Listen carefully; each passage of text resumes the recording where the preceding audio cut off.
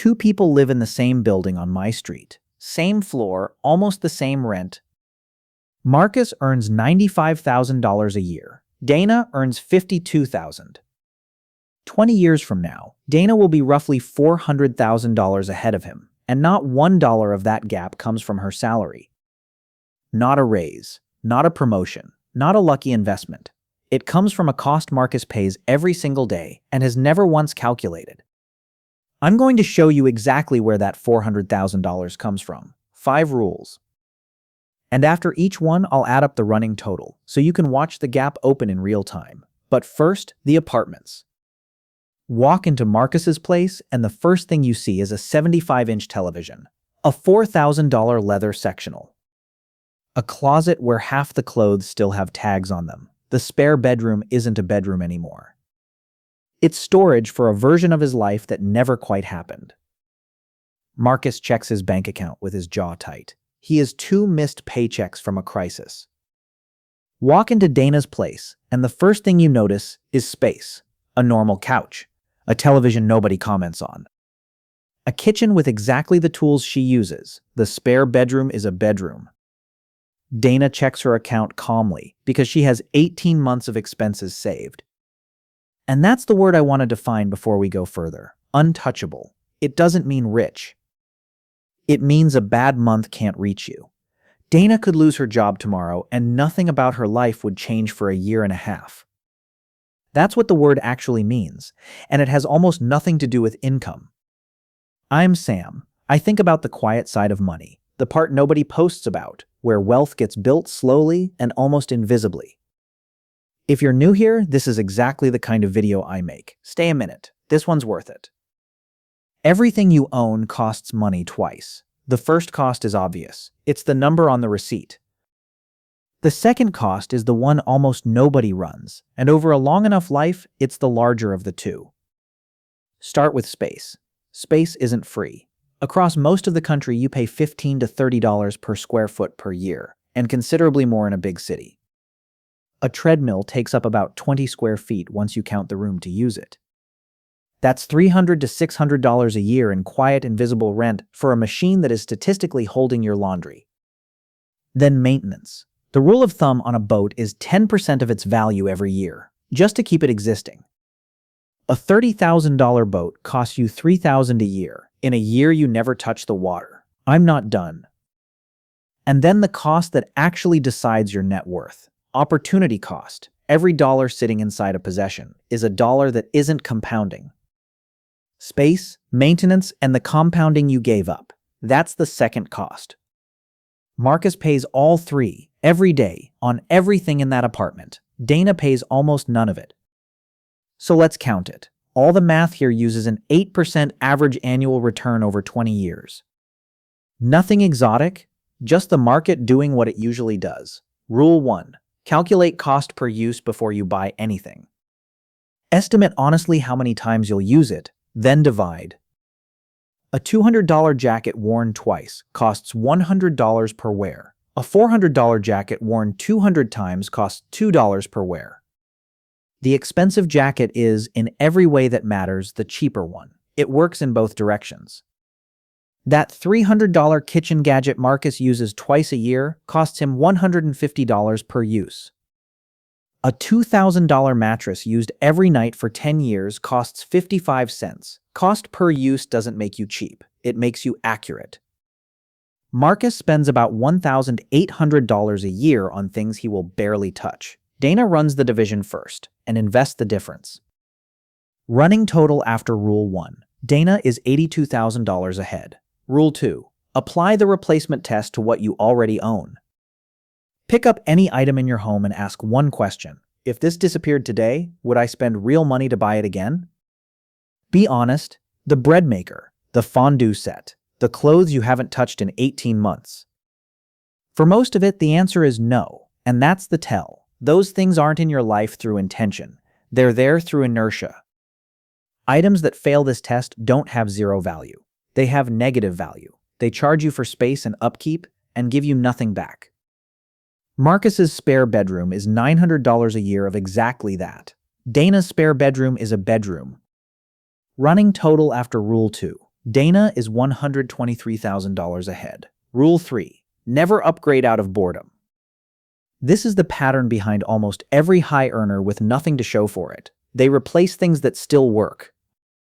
The phone works. The new one has a slightly better camera. The car runs. The new model just looks newer. These feel like progress. They're the opposite of it. And here's the honest math. Marcus buys a phone every 2.5 years. Over 20 years, that's 8 phones. Call it $8,000. Invested instead, it's closer to $17,000. But the phone was never the expensive part. It's the television every 4 years, the car every 5, when the old one had 6 good years left. Add Marcus's whole upgrade habit together and it runs about $3,600 a year. So define functional and then defend the definition. Boredom is not failure. A newer version existing is not failure. Failure is when the thing stops doing its job. Everything else is marketing, convincing you to solve a problem you don't have. Running total after Rule 3. Dana is $288,000 ahead. This is the rule doing the heavy lifting. Quick gut check. Are you Marcus or are you Dana? Say it in the comments. One word. Because the rest of this video lands differently depending on which one you actually are, and I'd rather you found out now than in 20 years. Rule 4. Friction on spending. Ease on saving. Behavior follows the path of least resistance. So stop trying to out-discipline your environment and redesign it instead. Friction looks like this. Delete the saved card numbers from every retailer. Delete the shopping apps. Unsubscribe from the promotional emails and put a 24-hour rule on anything non-essential. That last one is the highest leverage habit in this video. Most wanting quietly evaporates within a day if you refuse to act on it immediately. Ease on saving is the mirror image. An automatic transfer on payday, money moving out before you ever see it. Investing treated like rent, not like a leftover. Willpower runs out exactly when you're tired, or stressed, or sad, which is precisely when the spending happens. Environment never gets tired. It's the same principle as compounding. The best financial machinery runs whether or not you're watching. Marcus's unplanned purchases run about $1,500 a year. Dana's 24-hour rule deletes most of them before they happen. Running total after Rule 4. Dana is $357,000 ahead. Rule 5. Define enough before you start earning it. This is the rule that separates Marcus from Dana, and it's the reason a bigger salary never fixes this. Most people never define enough, so the goalpost moves every time the income does. They earn more, so they upgrade. The upgrade becomes normal. Now they need another raise just to feel like something is happening.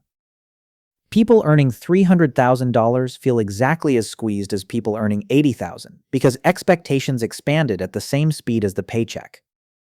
Dana did the unglamorous thing. She decided in advance what a sufficient home was, what a sufficient car was. Then she stopped moving the line. Once enough stops moving, every dollar above it flows straight into freedom. That's another $1,000 a year for Dana today, and far more every time she gets a raise, because the raise doesn't get absorbed, it gets invested. Running total after Rule 5. Dana is roughly $403,000 ahead. Same building, same city, same 20 years, almost half the salary. Now let me be fair, because if I only sold you the upside of owning less, I'd be doing exactly what every minimalism channel does to sound wise. You can take this too far. I've watched people turn frugality into a cage, hoarding money, refusing to spend on things that would genuinely make their lives better. That isn't freedom either. That's the same anxiety wearing a cleaner outfit. The goal was never to own as little as possible. The goal is that everything you own has to earn its place. Spend generously on the few things you touch every day, and be ruthless about everything else. That's the balance. So here's what to actually do. It's small on purpose. This week, walk your home with the replacement test in mind. Find 10 things you would not buy again. Sell them, donate them, or let them go. This month, run the 24-hour rule on everything non-essential. Write down what you wanted and what survived a day. That list is the most honest financial document you will ever produce. This quarter, define enough. What home? What car?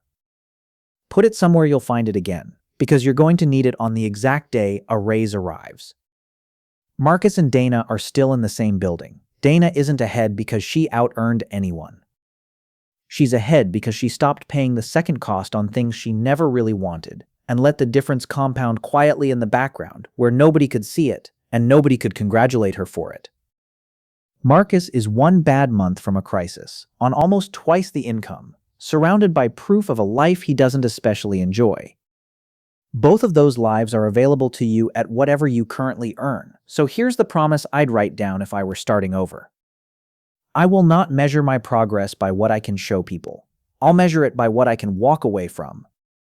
And here's the question I couldn't stop thinking about while I was running these numbers. What if Marcus isn't careless at all? What if he takes his next raise and buys a rental property with it, and Dana just keeps doing nothing? I ran that math too. It doesn't end the way you'd expect. That's next week. I'm Sam. Stay calm, stay invested, and I'll see you in the next one.